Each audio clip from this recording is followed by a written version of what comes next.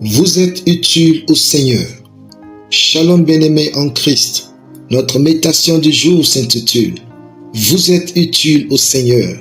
Nous tirons notre texte dans Luc 19, 33 à 34 qui nous dit ceci. « Et comme ils détachaient l'ânon, ses maîtres leur dirent « Pourquoi détachez-vous cet ânon ?» Et ils dirent « Parce que le Seigneur en a besoin. » Alléluia. Juste parce que les hommes pensent que vous ne leur êtes pas utile, cela ne signifie pas que vous n'êtes pas utile à Dieu. Dans notre passage du jour, Jésus a envoyé ses disciples chercher cet ânon sur lequel personne ne s'est jamais assise. Au moment où les disciples détachaient l'ânon, les maîtres de ce dernier ont réagi. Mais la réponse que Jésus a donnée à ses disciples, pour l'occurrence, était tellement puissante que ses maîtres n'ont rien fait finalement. Ne vous étonnez pas, c'est quand Dieu va commencer à faire des choses glorieuses en vous et par vous que ce monde va commencer à remarquer votre utilité. Ne vous sentez pas mal d'être ignoré, méprisé ou incompris. Le Seigneur a besoin de vous tel que vous êtes. Si vous lui dites oui et vous vous ouvrez à lui, Dieu vous utilisera pour des choses extraordinaires. La valeur de cet ânon réside dans cette phrase. Le Seigneur en a besoin. Ainsi, votre valeur est dans votre utilité au Seigneur et dans ses intérêts.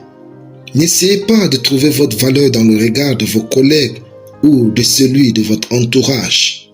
Trouvez votre valeur dans votre utilité au Seigneur et dans son royaume. Peu importe votre condition actuelle, vous êtes utile à Dieu. Après, dans le récit de l'entrée de Jésus à Jérusalem, l'utilisation de cet ânon a été un élément clé. L'ânon qui n'avait jamais été monté a une signification particulière. Premièrement, la pureté et la consécration. Dans la tradition juive, les animaux non dressés ou jamais montés étaient considérés comme purs et réservés pour un usage sacré. Le fait de monter sur un ânon qui n'avait jamais été utilisé symbolisait le caractère unique et sacré de Jésus en tant que roi. Deuxièmement, l'humilité. Jésus aurait pu choisir un cheval de guerre, symbole de puissance et de royauté. Au lieu de cela, il a choisi un âne, un animal de charge humble, pour montrer que son royaume n'était pas de ce monde et qu'il venait en tant que roi de paix et non en tant que conquérant. Donc, si vous voulez être utile à Dieu, demeurez dans la pureté et l'humilité. Puisque vous êtes donc utile à Dieu, restez pur, humble et consacré à lui. Alléluia. Prions.